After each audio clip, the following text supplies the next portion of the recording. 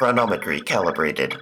The gateway will open in 5, 4, 3, 2, 1. Analyzing data. Likelihood of parallel universes now at 29%. Continuing analysis of the many worlds hypothesis. I will not sacrifice podcasting. We've made too many compromises already. Too many retreats. They invade our space and we fall back. They buy out entire websites and we fall back. Not again. The line must be drawn here, this far, and no further. And I will make them pay for what they've done. Welcome, everyone. I'm Gayfish. Joining me, as always, is the lovely DemonMama. Hello. And Moss. It's me. And today we will be reviewing the second of the TNG Star Trek movies, Star Trek First Contact, directed by Commander Riker, Jonathan Frakes. How did everyone like this one? Fun. Fun? Yeah. It's a good word for it. Fun. Yeah. It's not like super complicated, but yeah. I love this movie. I love it so much. It might be my favorite of the Star Trek movies since the original, the motion picture. Even though I will agree it is not amazingly deep on like a story level, but I have a lot of reasons why I love this movie, and we'll get into them. But that's my initial impressions of this film. I agree that, like, on a surface level reading, it's not that deep. I think there's quite a bit that you can glean from it, particularly as it pertains to the ideals of Star Trek and the way that this film combats the dogmatic assertion of Starfleet ideals versus putting them into practice. Mm-hmm. I would say my two favorite Star Trek movies are Undiscovered Country and First Contact. So, here we are. It's my favorite TNG movie. It's not even close. I love it. Also, Jerry Goldsmith, the GOAT, is back. Nice. Fantastic score. I love the main theme. So good. I love the way that he takes scores that he wrote for like the Klingon theme from the first movie. He repurposes that to be Worf's theme. Very fitting as he's a Klingon. I love the Borg theme, the use of like synth and like bass strings for it. It just gives it that like eerie, otherworldly feel. The horror movie motif of it all. Jonathan Frakes was heavily inspired by James Cameron's work in Aliens. Makes so much sense. I could see that, yeah. Because I think James Cameron only had 6 alien suits in that movie, but he still made it look like there were like billions of them, and they only had 8 Borg actors here. So they made full use of that to make it look like there were more. That's really cool. Yeah, well done. I definitely felt the Alien, not just Aliens, but also Alien, the original. There was like the vent scene in the beginning was very Alien. And it is very noticeable, like immediately upon watching this movie, like the horror influence. And it sticks out. But then it like endears itself quickly. Like I go, oh, wow. OK, so they're doing like a lot of horror stuff, which I think it could have really easily been annoying. But it just becomes like, oh, no, this is what we're doing with this movie. This is part of like the genetics of this movie. And it works great in the end. They don't overdo it. With a drill to the eye. That was that's a shot. Awesome. Just awesome.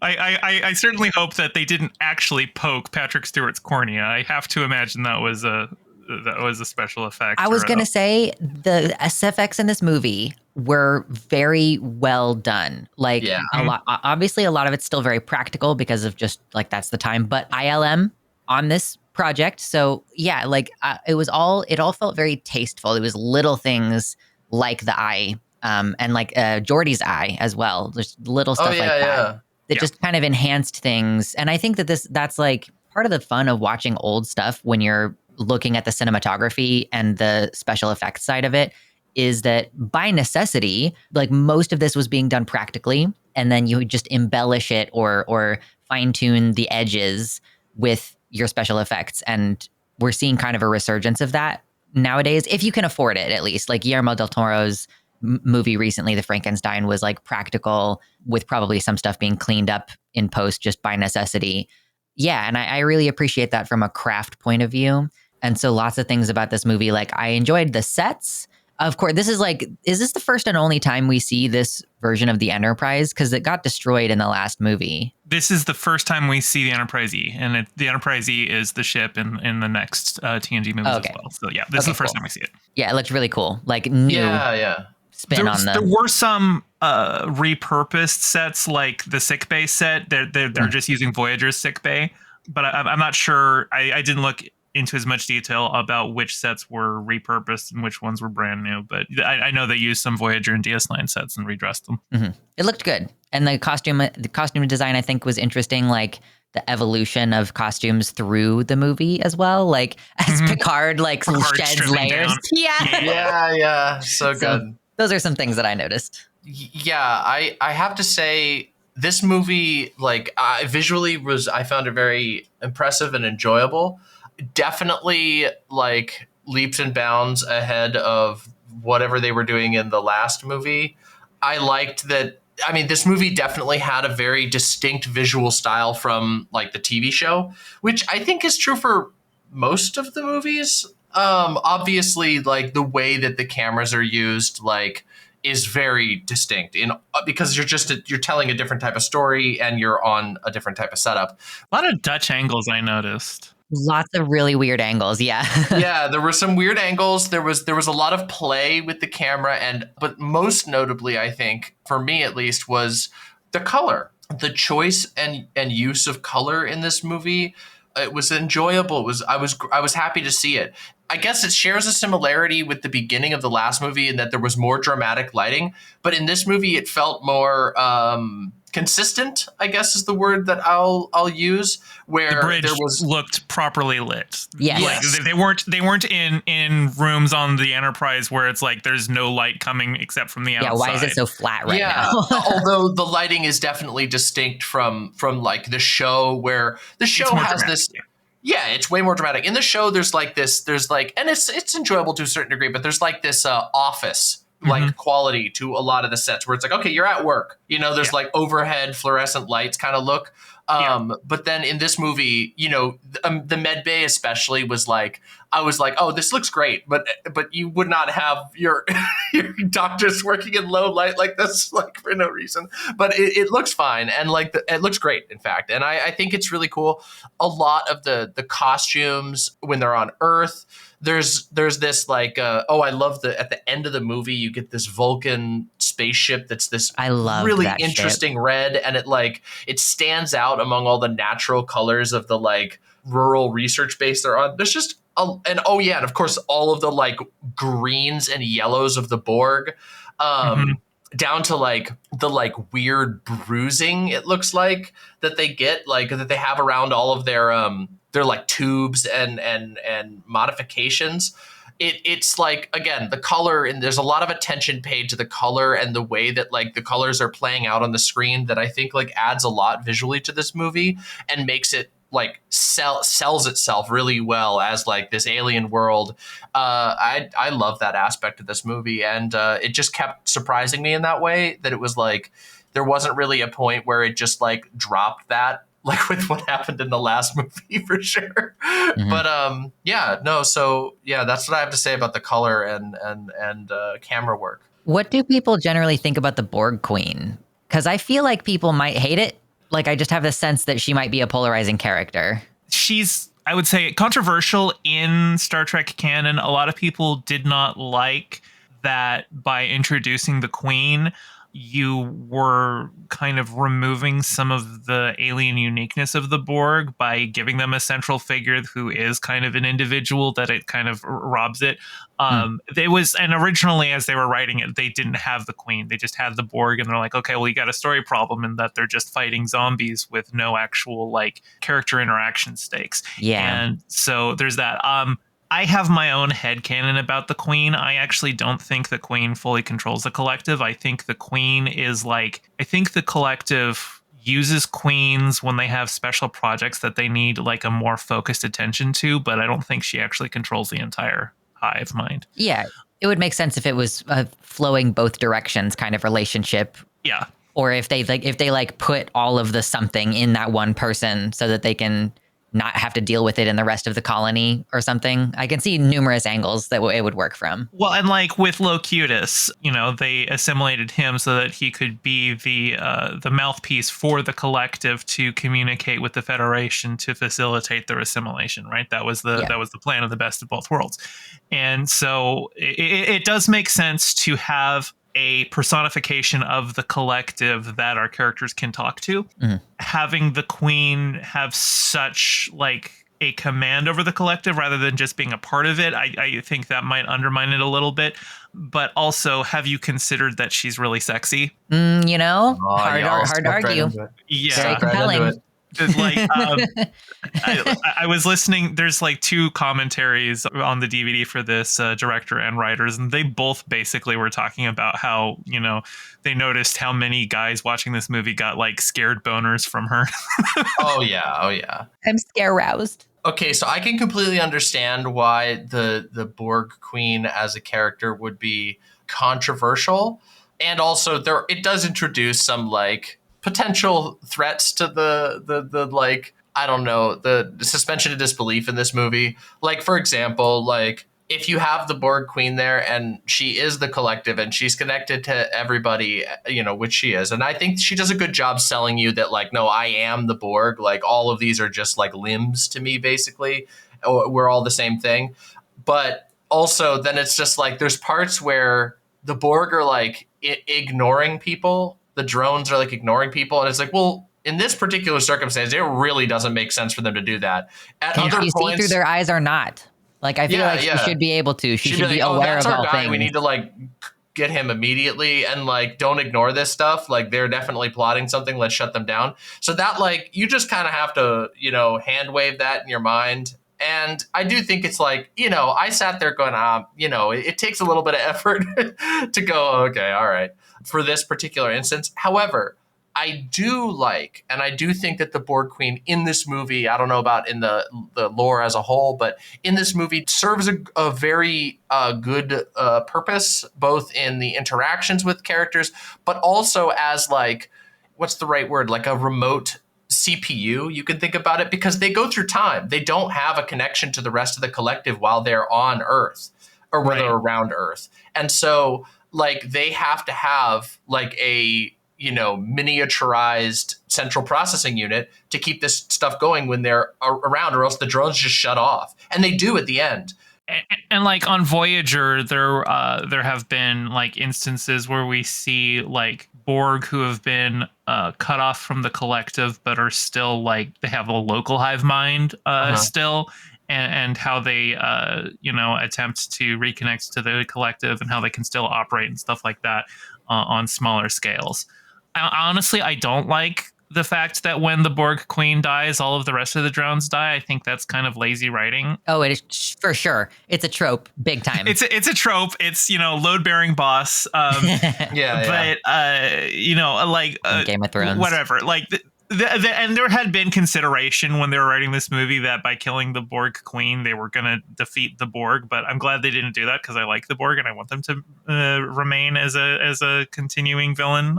7 of 9 is like the greatest character to come out of Voyager, so that worked out pretty well. And this movie laid a lot of the groundwork for what they were doing with the Borg on Voyager, which I think I've talked about on this podcast, if not this podcast, elsewhere. But like I know some people don't like that the continual evolution of the Borg in Star Trek, because they felt like it made them less scary the more we know about them. And I point out that that's actually a good thing, that when you learn more about somebody, they become less scary.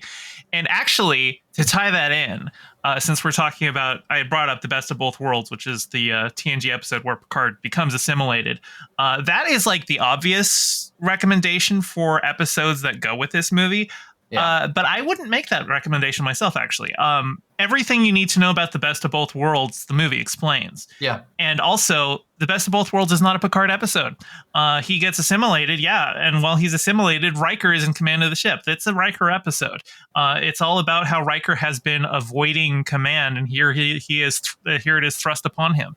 And if you really want to get in Picard's head and more understand the lingering trauma that he still has from that, there are 2 episodes that you need to watch. The first is Family, which takes place immediately after Best of Both Worlds, where Picard is on Earth. He visits his home vineyard and fights with his brother and gets out some of the trauma that he was, rolls around in the mud and all that.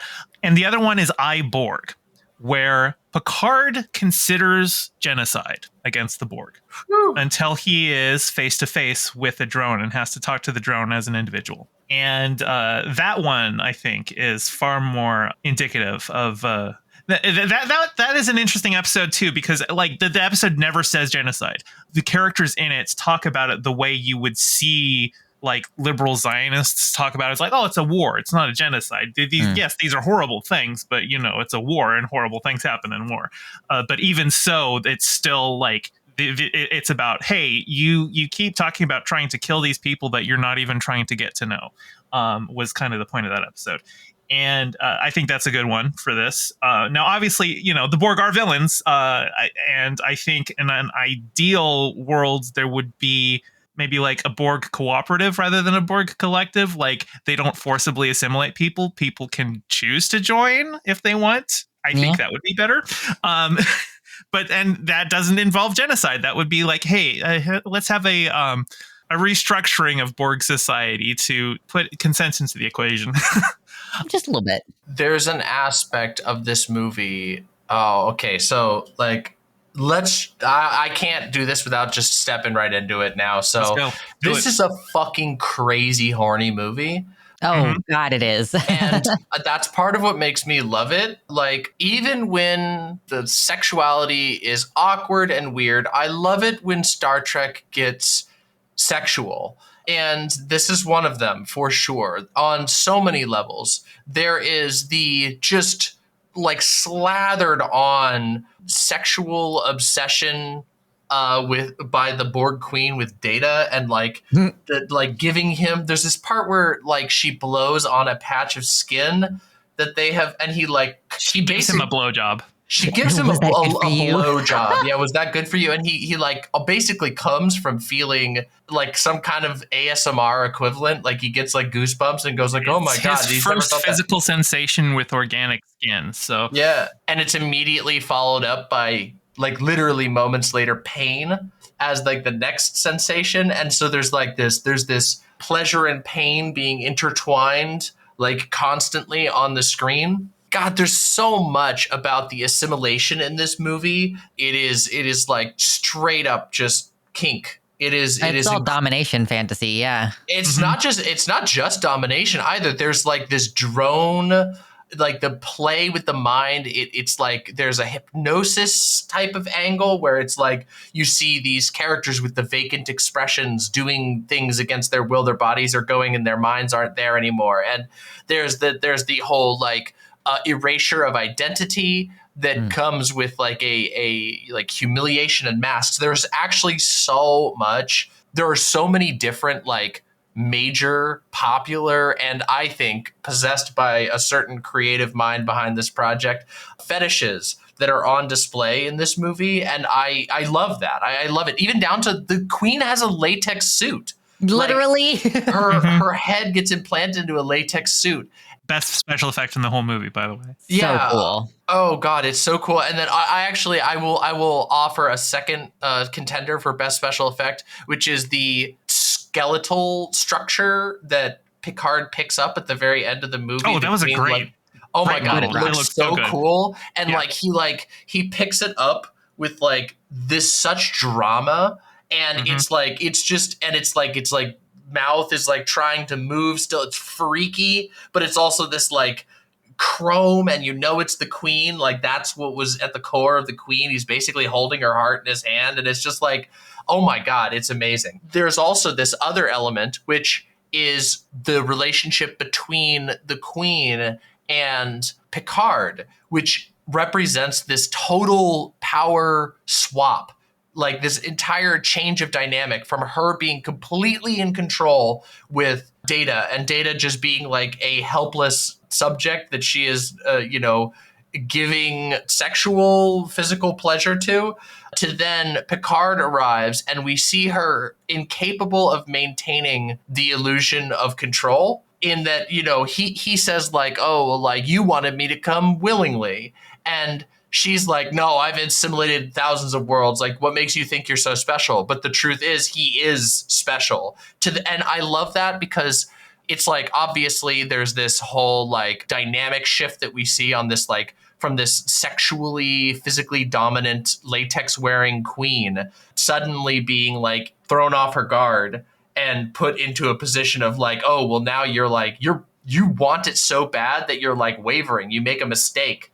But also on the matter of like what the Borg are in the world and what they are in like a sci-fi angle, this represents someone's ability to change the Borg collective. That assimilation can change the assimilator in addition to the assimilated, and sometimes in a dangerous way in this particular case. That like, she has the Borg as a whole, as through her as an avatar, have a desire that cannot be met without fundamentally changing themselves. How do you get the most like strongest willpower guy in the galaxy, or maybe even the universe, depending on how you interpret it?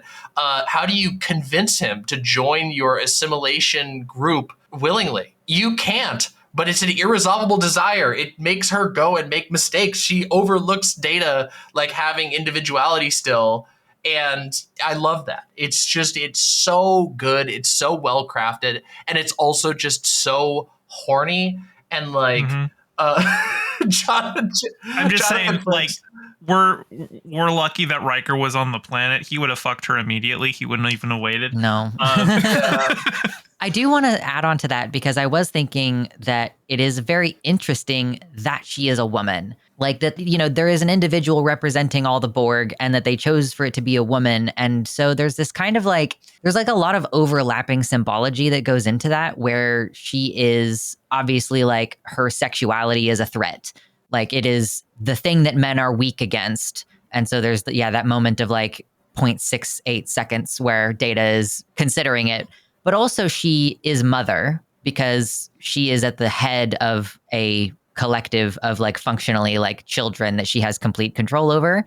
And then also simultaneously, she's the Grim Reaper, because she represents like a loss of identity and death. And so I just find her as a character really interesting in all those kind of overlapping ways. And like the choice to make, and finding out that she was a later addition to this is quite interesting, because she fundamentally changes some of the symbolism of the movie by being what she is. Yeah. I definitely think that this movie would have been very different if they had a Borg king. Now, I don't know personally where Jonathan Frakes is or any of the writers are, but I get the feeling they're pretty straight. Yeah. Or at least, they lean in that direction.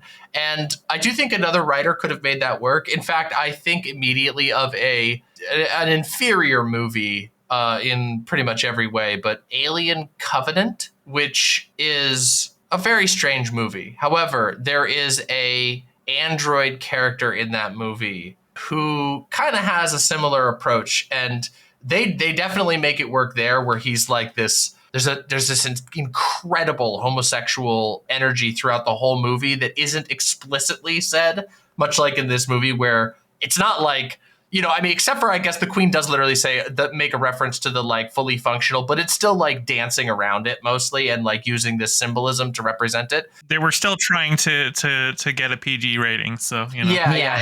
And in Covenant, there's like a similar thing where like this android character, there's another android who he sees as kind of like a brother / he's kind of in love with.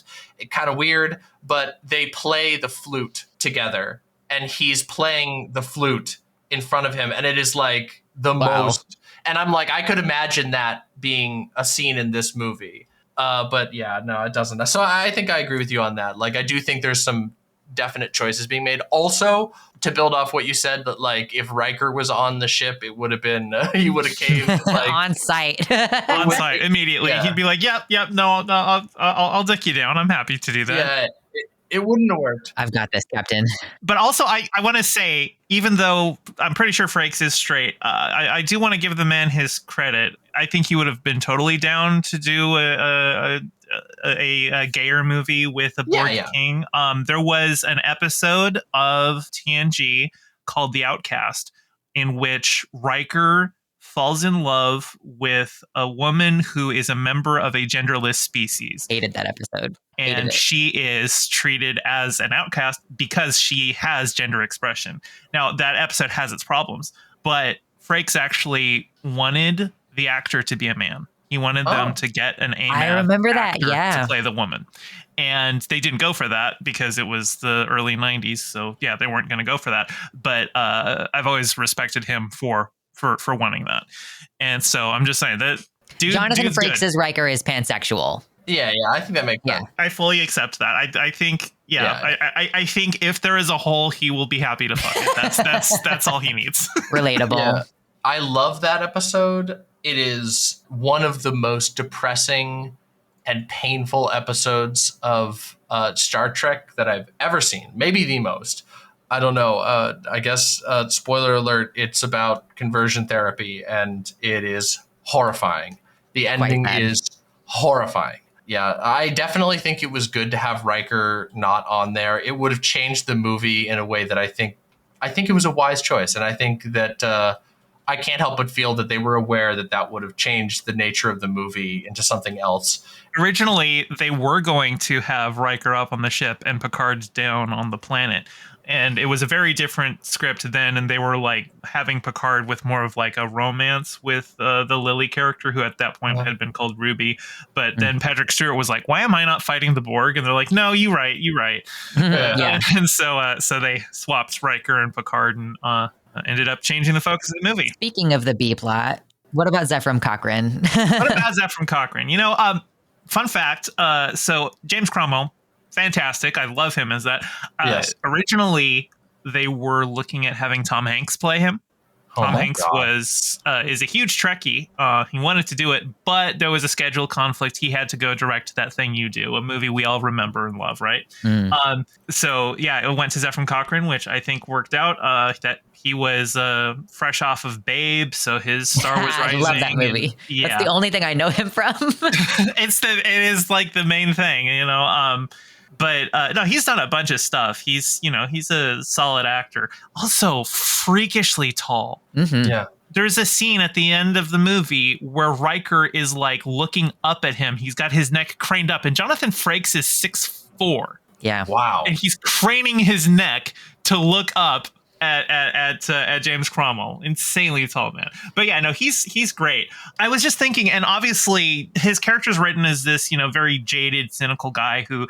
He had to have had idealism at some point in his life. He's obviously a very brilliant man, a dedicated scientist. While drunk, he's still able to identify a constellation just by glancing at it.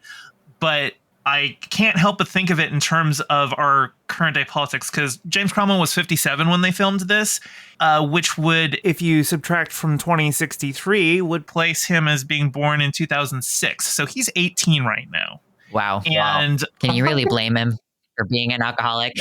An 18-year-old man in the year of our Lord 2025, like he's watching Aiden Ross and Andrew Tate. He's talking about how he just wants money and wants to go live on Little St. James, and him talking about retiring to a private island full of naked women, that hits different in this day and age. I mean, they definitely sold the right character and Star Trek.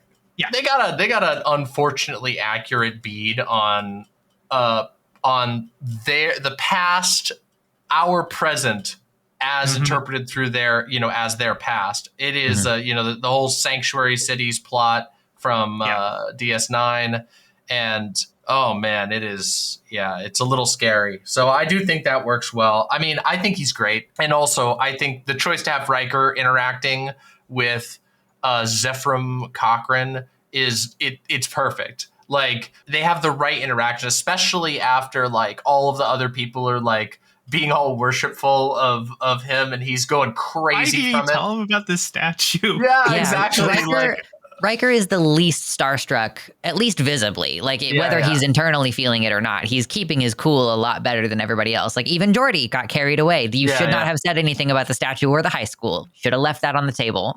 Yeah. Just let this guy cook, you know? Yeah, no, Riker kind of he ropes it back in because there's like a shared wannabe playboy kind of energy between them where like, you know, Riker is like the successful, like, you know, not deranged by Aiden Ross and whatever type guy. Yeah. And then Zephram Cochrane's like the washed up, like burnout version of that. And I also feel the need to emphasize in a way that explains both Zephram and Lily's character.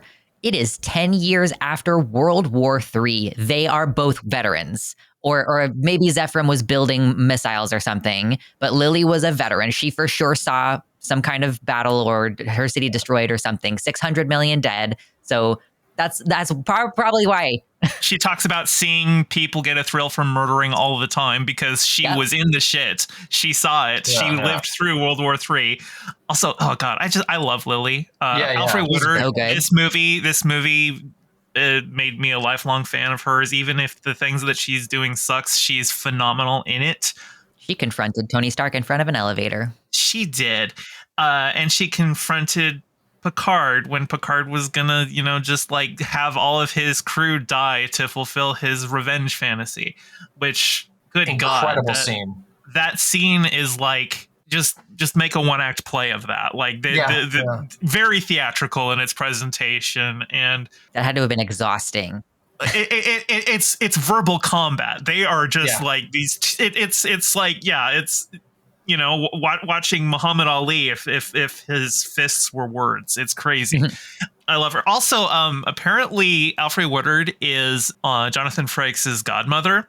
Wow. Which, as in like. They'd known each other for a while before this movie.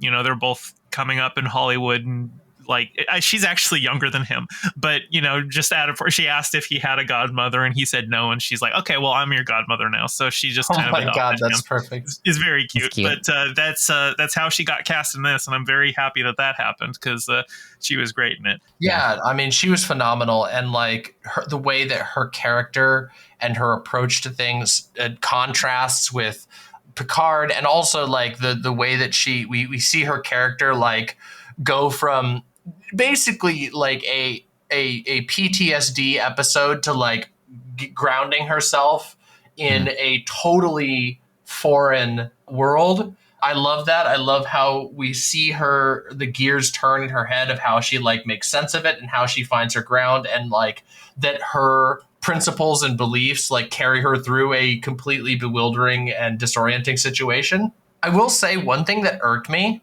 about this movie, and maybe this is an indictment of the Federation, but she built the ship. Mm-hmm. And they're just like, yeah, Zephram Cochrane. So true. She built the ship. She says, like, I have spent the last, like, 3+ years or whatever. I can't remember exactly how many years she says. She said it took me 6 months just to scrounge up enough titaniums and build a 4-meter cockpit, I think is the line. Yeah, she built the damn cockpit. Why isn't she up there on the first contact moment? Well, I also noticed, related to that Riker and Geordi go up with Zephram. And of course, they're not, like, is it mentioned in the historical record that there were any other people in the cockpit with him? Like, of course, for history's sake, they would have not wanted to be named, but that's just one of the little like plot hole things that I noticed. I think a big part of that is that a lot of his team was killed when the Borg attacked. Sure. So the Federation, the Enterprise crew were filling in there, and I think they probably, I don't think they said it on screen, but they probably off screen had a talk with Cochrane saying, "Hey, look, to preserve the timeline, you can't talk about any of this. As far as anyone knows, we were just your crew." Maybe it's like the DS9 episode where they just... How do they explain all those deaths, though? Well, I mean, I will say the world looks like it's in pretty rough shape at that point. So yes. I don't know if the paperwork is going to be up to snuff. Yeah, actually, Riker says that there's barely any governments at this point. So yeah, there's not really like a central authority for them way out in the middle of Montana. Which is how they were able to build a whole, rocket test site and have people stand so fucking close to a launching missile. And there's like a homeless encampment outside of their rocket eyebrows would have been area. singed at that distance. They needed to be a little further back. Yeah, so that aside, I love the way that this movie presents the first contact. And I hope if there ever is a first contact situation, I hope it goes essentially exactly like that, where Big agree. The aliens come off the ship and they're like, hey, we see you got warp. And then humans are like, come sit at this restaurant. We'll show you a cool drink. They like immediately, and they're just vibing at a table like 5 minutes later. And that is so cool. Like, I love that. I love that idea. And they're like, the Vulcan like guy drinks the alcohol and he's like, oh my God, like what? He has like this horrible reaction. And it's just like, I love that. I love how they don't overdo it in ceremony. It's not like, you know, even though it's with the Vulcans, like they come off their ship in ceremony and immediately are just like the rowdiness of just like a bunch of scroungy, stinky humans. It's so good. And I love the choice. Apparently this was James Cromwell's decision, but the choice that he couldn't do the Vulcan salute, and so he just turns it into a handshake. Yeah. Good choice. Great choice. It also made me think of which actors can and can't actually do the Vulcan salute. Funny story, Zachary Quinto cannot. Wow. When he does it in the movies, he has his fingers glued together. I was going to say, is it a hand dub like somebody else's? They do a little cut shot? No, just glued his fingers together. Wow. That's like penguins. That hits the same kind of like spot in my brain.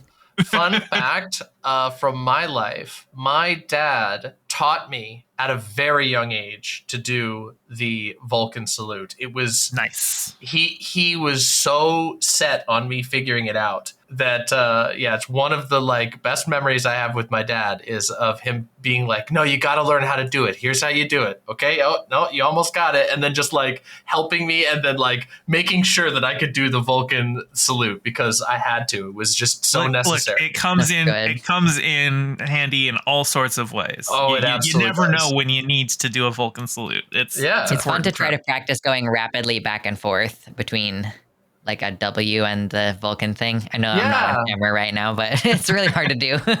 Oh, yeah. Okay. This is just a funny... okay, I have two things. First thing is, this is just a funny one. I find it really funny that the Vulcans did not immediately pick up on the presence of a Borg-infested Enterprise. They later, like, sort of... they kind of lampshaded. Yeah, they had like a one throwaway line. It's like, we hid behind the moon. Yeah, we hid behind the moon or something. Yeah, but that's after they get the ship back up and running. Before, it's just sitting there like blasting radiation, like Borg. I mean, they literally fired torpedoes at the Phoenix right before it went to warp. I guess presumably they've just entered the solar system. And they also are working with older technology. Yeah. The Vulcans of that era don't know who the Borg are. So, like, you know. True, but I mean, I feel like the Vulcans are very thorough and that they would be like, yo, what is this? There is not supposed to be this level of energy discharge. Like, I feel like they'd freak out, but whatever. You know, that's just a funny, like, you know, nitpick.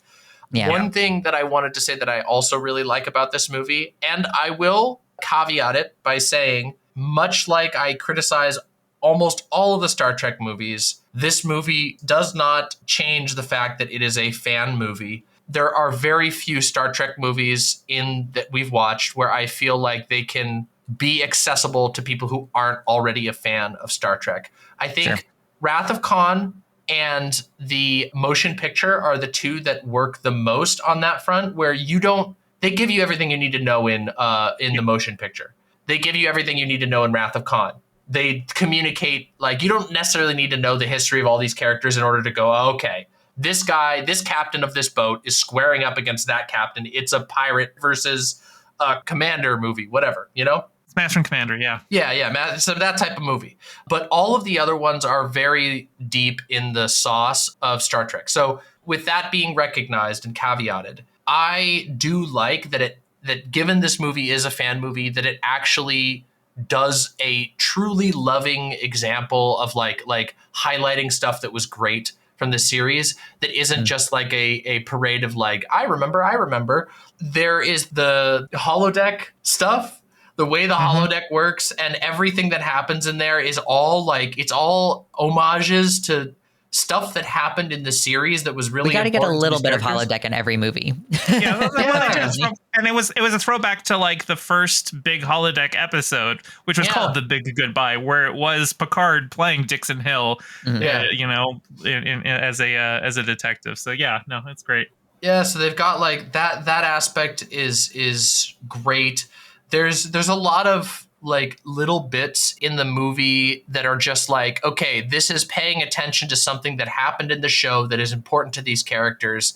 Also, on that same thought, this movie does so much better with Data and the emotion chip than the last movie. I hope you enjoyed the use of Data's emotion chip in this movie, because it's the last time the filmmakers remember that he has one. Oh no.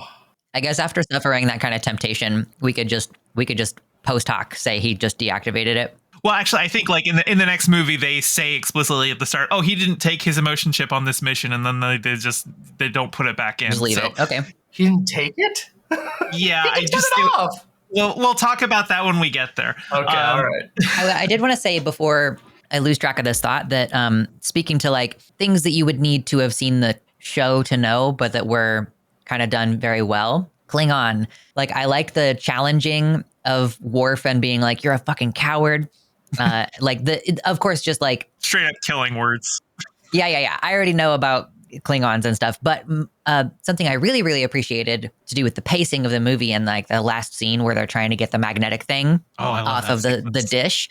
So and like you have these 3 different things that need to be turned. And the first one goes really easy. And then the next 2 are like much harder. And you go, oh, Worf is stronger than they are. So he just really quickly turned it. And so it was just like a really, really excellent integration of facts from the universe to plot out and like pace a moment in a really interesting way. And I appreciated that. They also invented a whole new weapon for Worf in this, because the script originally called for him to pull out a batleth, but they realized, no, it has to be hidden. He has to be able to pull it out and be a surprise. But if it was a batleth, you'd see it on his back the whole time. So they made the mechleth, which is a half very cool. And it was great. They also, the Borg that he chopped the arm off, that actor has only one arm. So they were able to do that effect really, really effectively. I think he was also the guy who you see earlier in the movie where his arm has just a little stump in his wig. Yeah, that was that actor. Yeah. Yes, that was so creepy. Yeah, I love it. It's so well done. I love that whole sequence. That's the best sequence in the movie. I love that you feel the magnetic weight of each of those like switches that they're pulling and moving. Like you really feel the thing. There's the fact that it's on the outside of the ship. There's some shots where you're like, well, hang on, I can tell that there's gravity. There were sparks, and then the sparks just fell back to the floor instead of floating off. But that's like you're suplexing this guy and he's dangling in a way that you wouldn't be. Yeah, we can forgive all that. It was a really cool sequence. Worf got an Arnold Schwarzenegger one-liner. So silly. Hey, and they broke the rule. They didn't have Worf have to get beat up. He beat up a lot of people. That's true. He did not lose a fight. Yeah, it was awesome. Although he did have to not kill his captain, which I'm sure as a Klingon hurt him deeply. But was he lieutenant commander on the Defiant? Did his captain die? Like, why was he in command of the Defiant? Defiant doesn't have like a singular established captain. It is assigned to Deep Space Nine. So like when they take it out, it's whoever is the senior officer in command. And so Worf is doing that there. But that was hilarious though. He was like, "Oh, our weapons are down, ramming speed!" Like fucking hilarious. Also, did you notice who the helmsman of the Defiant was? I did not. That was Adam Scott. Oh, yes. Okay. My partner noticed that. Yeah, and he got to introduce the Enterprise. He's like, there's another ship coming in. It's the Enterprise. Yeah, it's great. I thought I recognized him. Okay. Also, yeah. Also, in Hey, It's That Guy, the helmsman for the Enterprise, Lieutenant Hawk, that's Neil McDonough. He was Dum Dum Dugan in Captain America. He's done a bunch of stuff. You see him, you're like, oh yeah, it's that guy. He's got these amazing, like, piercing sky blue eyes. They're like nothing else. And he's in this one. He's in the deflector scene. He's the guy who gets Borgified. Yeah. We couldn't figure out where he was from, and I forgot to look it up, so that makes sense. Yeah.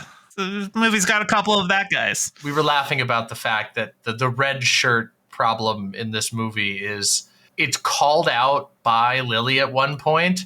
Yes. But I feel like she's calling out the wrong part. She's like, oh, you didn't hesitate with Ensign Lynch. And it's like, okay, you're kind of right about that. But also that was like an active hot pursuit. And then like, he really did not hesitate to blow away Ensign Hawk either. They just kind of were like, out into space with you, bro.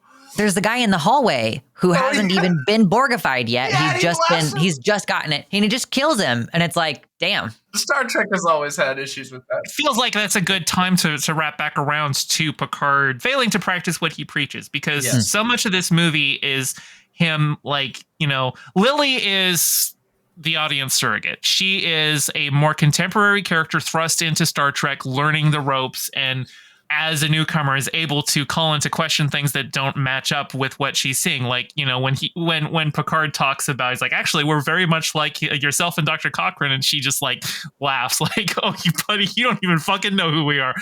But when he's talking about, how humanity has a more evolved sensibility in the future, he's saying that as like a dogma. He's not saying it in practice.